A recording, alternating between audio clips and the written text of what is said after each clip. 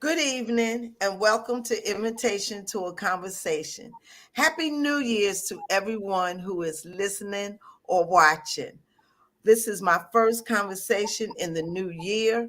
And after reading Miss Bell's story, it was something that I wanted to share with everyone. Good evening, Miss Bell. How you doing? Good evening, Miss Bailey. I'm doing great, and it's nice to be here. It's a pleasure to meet you. Yet we're all the way down to Mississippi and Georgia connected. Yes, ma'am. Yes, Yes. ma'am. Um, After I read your story, like I said, I had it to share with everybody because I don't Yes, know how many people would have traded places and done what you done in your shoes. yes, So to ma'am. begin our conversation, tell us a little bit about yourself and your former job and how Oh, long you've been there. all right. My name is Roberta Bell, and I am from Vicksburg, Mississippi. I was a correction officer for the Louisiana Women's Transitional Prison in Tallulah, Louisiana, under the ownership of Security Management. And I had been there approximately 3.5 years. Going into July would have been 4 years. Okay, okay. And what why did you choose this particular job? Well, I was in Jackson, Mississippi, doing juvenile detention, working in the juvenile detention, and my mother and my father got sick, and my baby sister was here, and she needed help with them because she was kind of, going through a little illness herself. And so I decided to move back home to help her with mom and dad. And I looked for a job that was closer to home. And at that particular time, they were the one doing hiring. So I did an application there. Okay. And as we get into this story, tell us about this particular prisoner, how you met her before we divulge into what you did for her. Okay. I met her at the prison. She was just a regular inmate. I didn't know anything about her, So she was just in the prison at the time that I was there working. Hmm. She had to do time. Would it be all right if we said her name, or can we not say her name? Her name was Katie Bourgeois. Okay. And so how were you feeling that day, and what made you decide to do what you did? How were you that day when you went into work, when you woke up that day? How were you feeling? Well, each day that I go to work, I have a good, spirit about getting up, going to work. Because I always, thank God for getting me up and giving me the strength to go to work. And so I'm always feeling positive and good when I'm going to work. And so have you interacted with Katie frequently? No, I have not interacted with Katie or seen Katie um since she got out, which Okay. was July the 4th.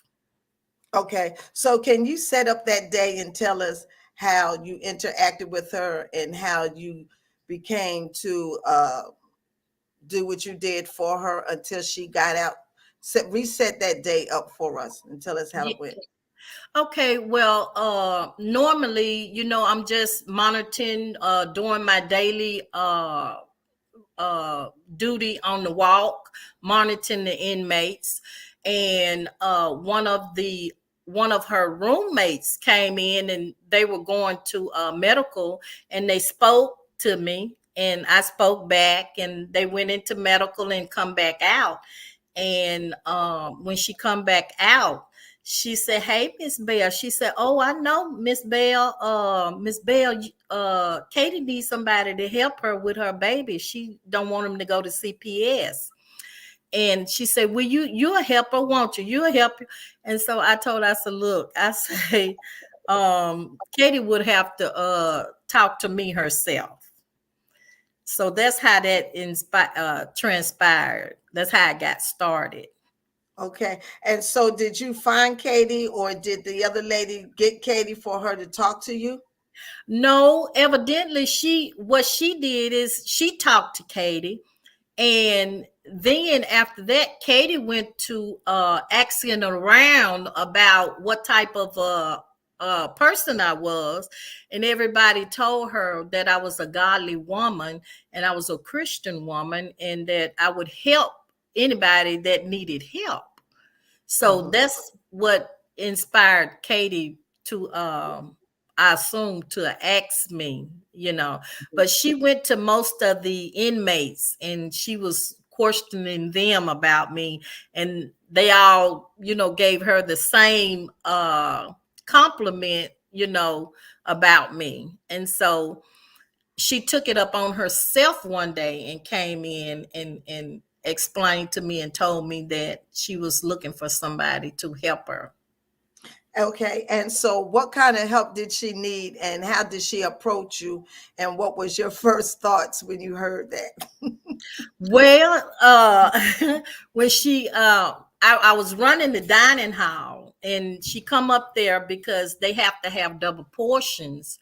And we at the end of when they get through eating, they come up and they get their milk and their water for themselves and for the baby. And I was passing out the milk and the water, and she looked at me and she smiled and she said, "Miss Bell, I really do need somebody to get my baby." She say, "I really don't have anybody that I can trust to get him until I get out." And And so how I much? told Go ahead. and so I told her, I say, "Well, Katie," I say, "I'm gonna have to get with the major and talk with him and see what we could come up with." And so how far along was she at that time when she approached you? She was between 5 and 6 months then. Mm-hmm. And that day, that's the day that I went to the major and talked to him about the problem. And because I wanted to him to have time, or to give him time where we could kind of come up with something, some kind of solution to help her. Mm-hmm. And what kind of help did she want with for her pregnancy? She needed somebody to just keep him for her, because she only had like about 2 months to serve. And she just needed somebody to watch him until she got out and take care of him until she got out. And so how did she ask you that? And what was your first thought when she asked you to keep her child? Well, I said, I told her, I said, "Well, Katie," I said, my thought was, if you want help and you're really sincere about getting help, and you want to clean yourself up and you want to change, I say, I'm willing to help you." And how long what since that when you made that decision did she have the baby? Okay, she had the baby in May. Uh so it was probably maybe a month before, sometime around maybe April, that I really prayed about it, and I asked God to guide me and to show me and let me know what I needed to do. And as a woman of God and a person that's in need, God requires that we help those that are in need. Mhm. And in the process of that, sometimes we have to give up something in order to gain something, you know. And I really wanted to do the work of God, and I wanted the women at the prison to see that there is a God, and that God do love them and care about them in spite of what they have done. Mhm. He still cares for them. And before you made your final decision to take care of her child, what were you thinking about? What were all the things that you took into consideration before you made your final decision?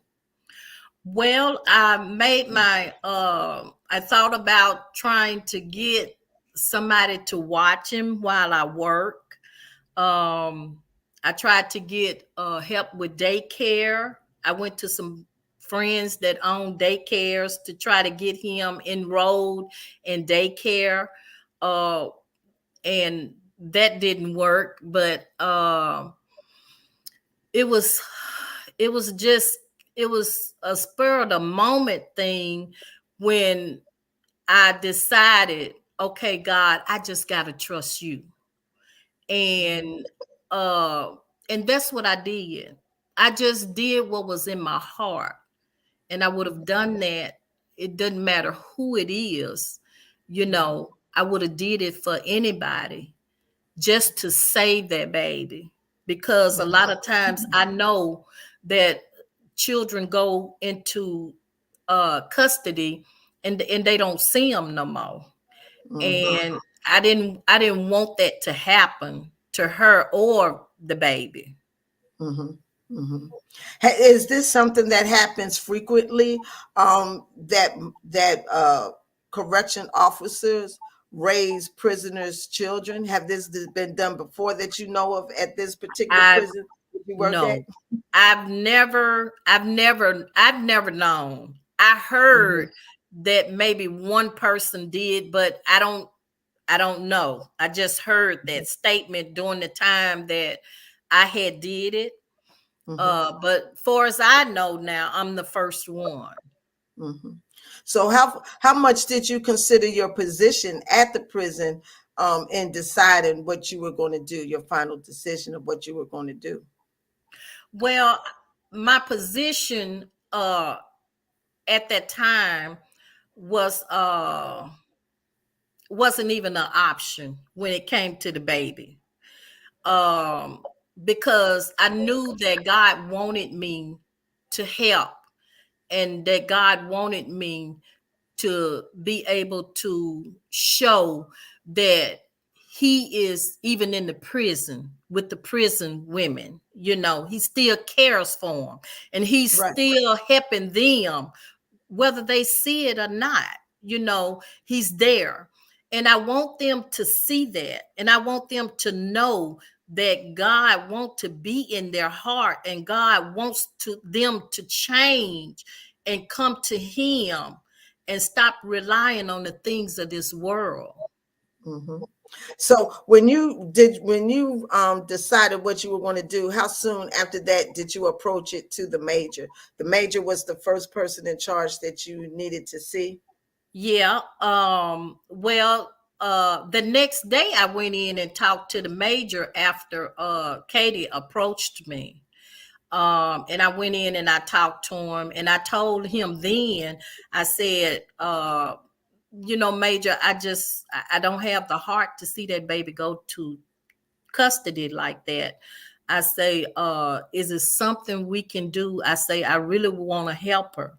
And he said, it's a sad situation, Miss Bell, but I think it's a conflict of interest. I'm gonna get with the owner and talk to him, and I'll get back with you.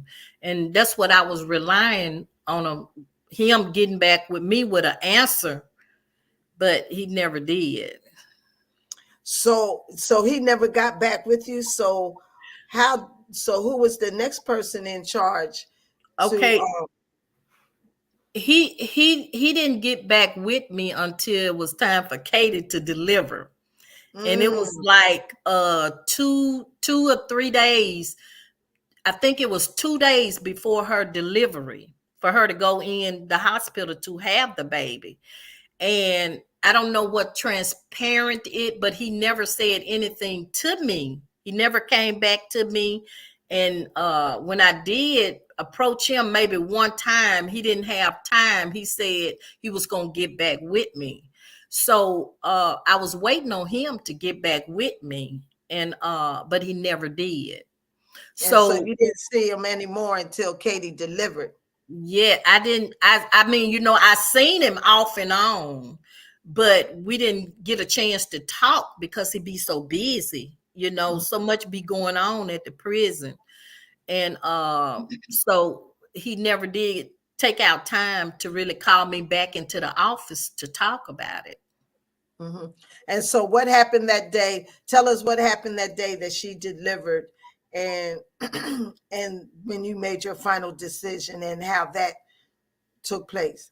Okay, well, what happened that it was Mother's Day weekend, and I decided to take off because my mom had passed away, and I just wasn't feeling into going in on Mother's Day because we was going to do a balloon release for my mom. So I stayed home, and somebody called me. I really don't know the young lady's name that called me, but she called me that Sunday morning, that Sunday night.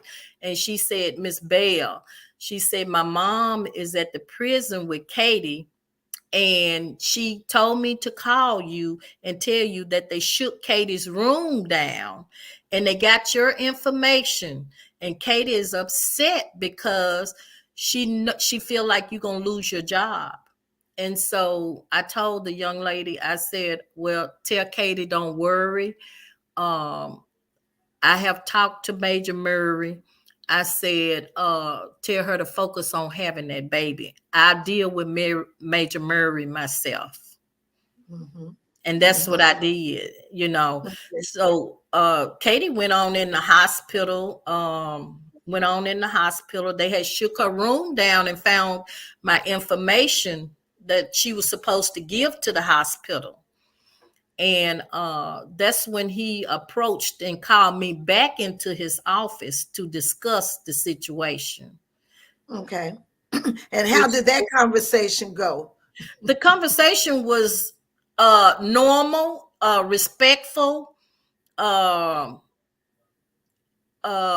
it was just normal conversation, and he approached me and asked me about giving my information, and I told him, I said, yeah, I said I gave her that to give to the hospital. I said she had to have that in order for me to get the baby. I Hmm. say so I gave her my information. Hmm. And he said, well, that's against the policy. It's a conflict of interest. And I said, well, that's why I came to you before time, so that we could try to come to a uh, decision on what we could do to help. You know, I say, but it's too late now, for us for to tell me that it's a conflict of interest because she's she done had getting ready to have this baby, and I'm Hmm. not finna bag down. And I told him, I'm here to work for God. I'm here to lead these girls into a right direction. I'm not here to hurt nobody. I apologize for the policy and the procedure that I broke. And he said, well, let me ask you this: are you still gonna go through with it? And I told him, I say, if the hospital called me to get that baby, I'm going to get that baby. Hmm. And that, I mean, it was no question about it. Hmm. Did the hospital call you? Yeah, they called me about a week after she had him to come get him. And so I packed up his little stuff, and me and my grandson and his girlfriend, we drove to Monroe, about an hour to Monroe to pick him up, and picked him up. And so how did so how did that go? Was it any regrets after losing your job for taking Katie's son when you think back on it? No, Miss Bailey, I didn't even really think about my problems that I had, that I was gonna have. All I wanted to do was get that baby and make sure that he was safe, and I wanted to make sure that he was safe so she could get him when she got out. And So how long did you keep him? I kept him for 2.5 months. Okay. Yeah. Okay. Did Katie come? So Katie did come and get him. Yes, soon as her release date, she didn't have nobody to come get her. Her Hmm. release date, I had my sister to pick her up from the prison, and she came straight to the house and she held that baby. And oh, I'm telling you, it was beautiful to see her grab him and cry and hug that baby. Mm. How did you? Okay, so okay. So, do you have visitations with him now? Do you No, still see Katie and um, him? No, I visited Katie a couple of times. She was on parole, so she had to stay with her mom in Louisiana. So I went a couple of times back, but I knew my bills had to be paid and I had to find me a job. So because I was without a job. So I got out and found me a job. But we kind of stayed in contact on Facebook. She Hmm. would post up pictures of him, and so I knew that he was being taken care of at that point in time. Hmm. And how long did you stay unemployed? Oh, I was unemployed for about a month, Hmm. maybe a little over a month. Hmm. May, Okay. let's see, May, no, May, June, July, August.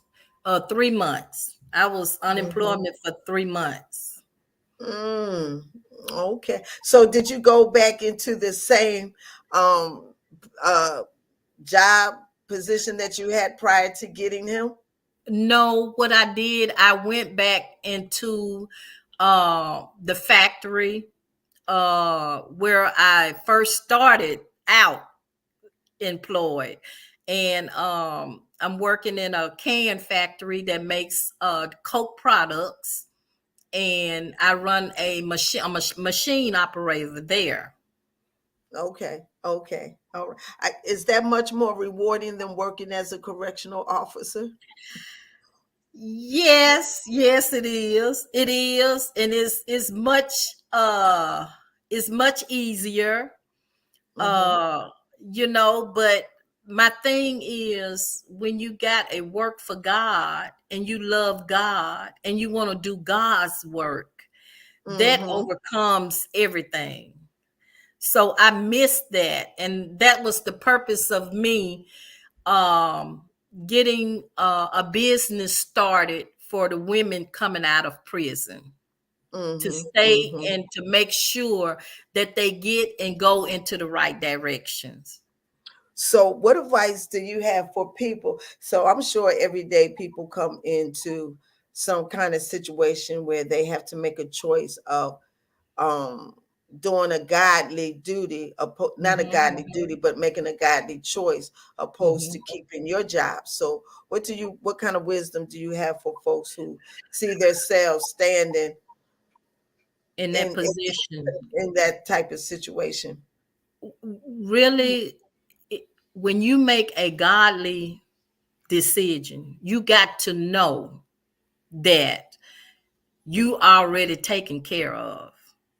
And my situation, I didn't even think I was going to be taken care of. At that point in time, I didn't even care, if I was going to, the thought never came to my mind. All I wanted to do was to make sure that baby was safe and that he was taken care of and in good hands with somebody.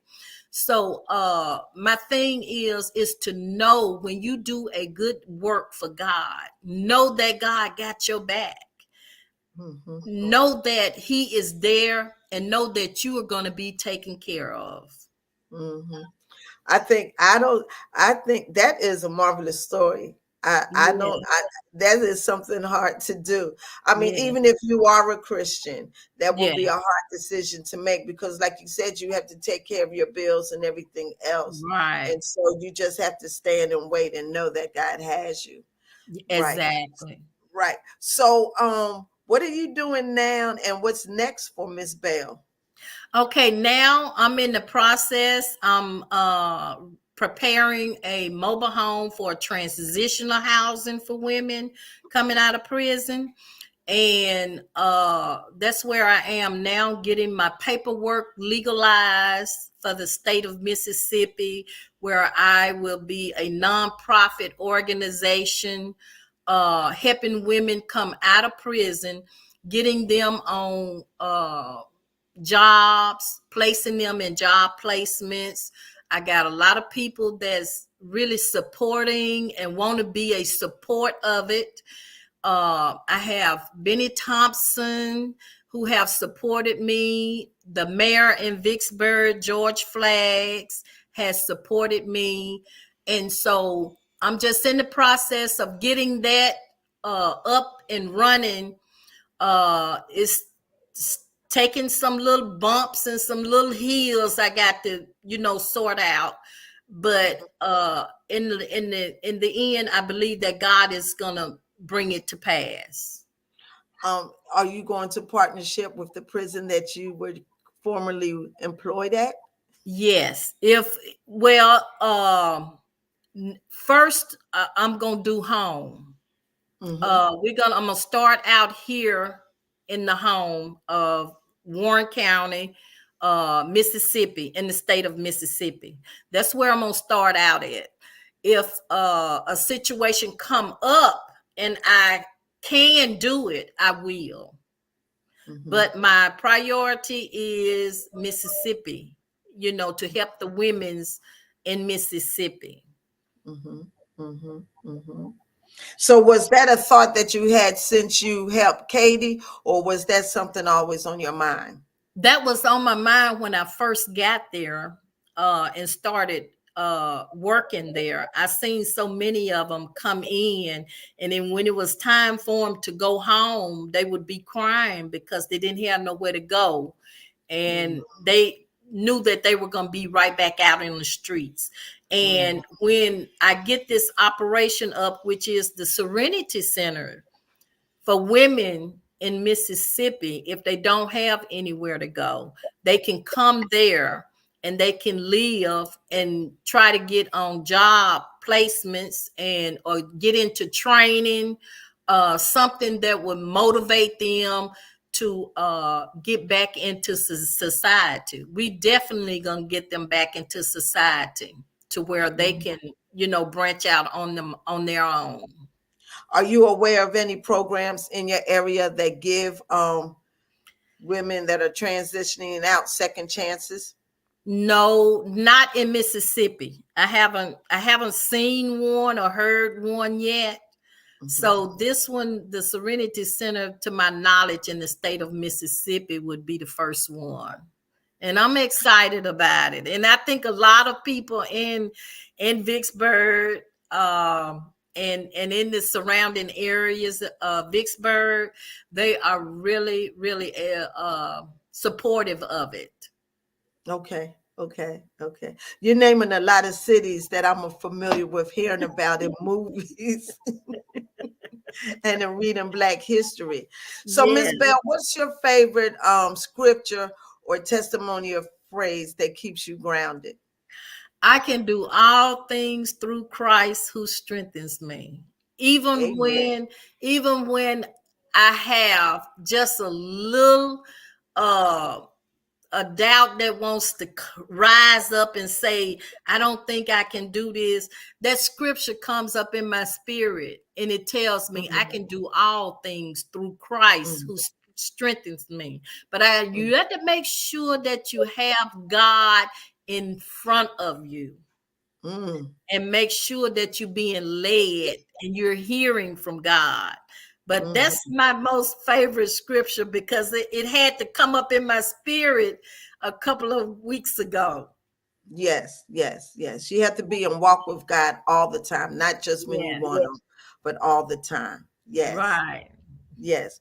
Well, thank you, Miss Bell, for that story. We need more people like you. We're Thank out you. there. Some people want to share their story, and some people don't want to share your story. But I thank you for accepting my invitation and sharing your story. I think that is a heartfelt story. And I hope Miss Katie will stay straight on the right course, and maybe she can you know reach out a hand to somebody else. Pass it Yes. forward, pass it forward. All Well, right. thank And you. thank Well, you. Thank you so thank you, much Miss for Bell. having me. You're Happy welcome. New Year's to you. And happy New Year's to you. And when you Okay. start your center, you give me a call and I'll bring you back on and you'll let me know about it. I sure will. Thank you, Miss Bailey. I Bye thank bye. you. Continue to have a blessed day. Okay. Bye bye. Bye bye.